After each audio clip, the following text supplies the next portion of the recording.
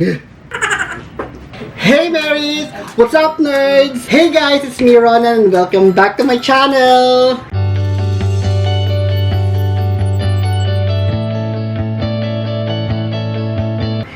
Hey guys! So, kamusta kayo? How was your day? How was your week? Kamusta naman? Wala naman bang anxiety attack? Wala namang anxiety problems? Kumusta naman sa family? Well, life update. I'm here in Mindanao. I'm here in my hometown dito sa Valencia City. Nagbakasyon kami. Kasama ko yung brother. This is my brother, my youngest brother, si Ram. Hi, hello. Oo, so andito kami ngayon for a week. Kaya hindi ako nakapag-vlog lately, wala akong post lately. So, well, anyway, this will be first time in my channel. So, since nandito kami sa Mindanao, so ano ba yung marami dito sa Mindanao kundi durian. Ayan, so, challenge nila ako kasi hindi talaga ako kumakain ng durian. So, the last time na tumikim ako ng durian, oh my god. So, the last time ako tumikim ako ng durian, that was, I think, nung high school pa ako sa Davao. Pumunta kami ng Davao, pinatikim nila akong durian. Pero tikim lang. Hindi talaga ako kumain kasi, nakakadiri talaga siya. Hindi ko talaga siya feel.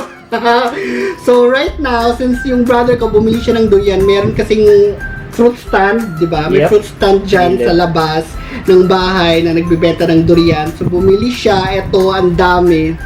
Magmumukbang challenge kami. So, first time kong kumain ng durian. So, here we go. Start na tayo.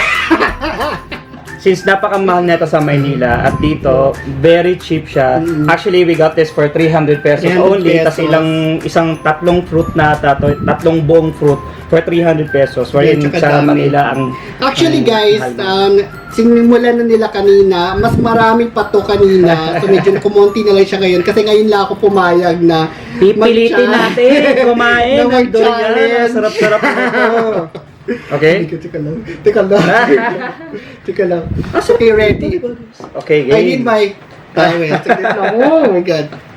Reaction. Sige nga. Let's do this. Dig in, people. See?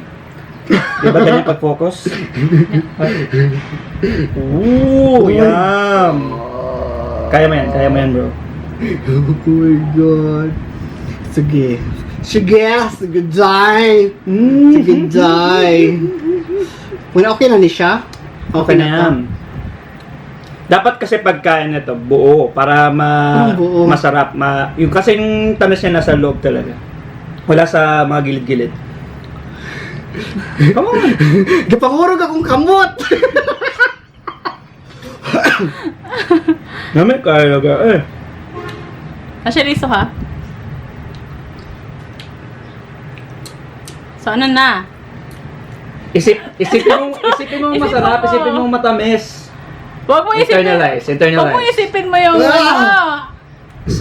ayaw ko na naaayahang smell. Creamy.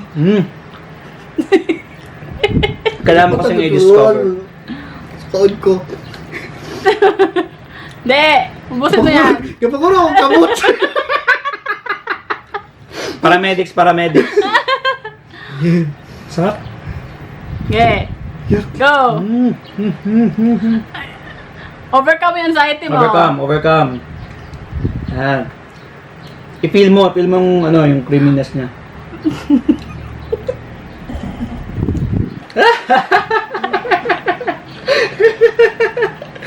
Oh!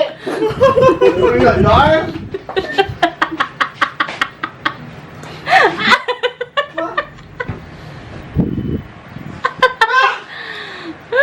Hindi kinaya. Oh! Kasan ang liso? Abot. Ibalik na saan niya.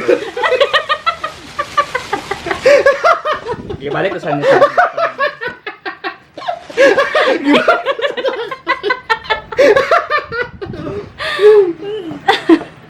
Oh my God! Waig sa tayo eh.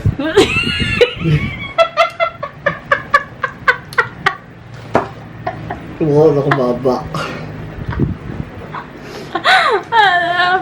Yung tubig! A few few moments later. Hey guys! Sarap! Oh my God! So ito na nga, nakapag-challenge. Wala ka challenge! Diyos ko Lord. Natikman ko naman siya. Hindi ko kinaya. Ang sarap, actually matamis siya. Para sa mga tao nakaka-appreciate ng durian, matamis talaga siya. The best. Basta yung creamy, hindi, parang parang siyang suka. Suka ng bata. Pero ako kumakain ng suka. Hindi sarap kaya. Creamy siya Hindi ko eh. na kinaya yung pangalawa kong bite, yung maramihan. Tinry ko talaga siyang lunokin, pwede ko siyang malunok. Sinuka ko siya. Ano ba kasi yung lasa? Ano yung lasa para sa'yo? May pagka-creamy siya, parang kumakain tae.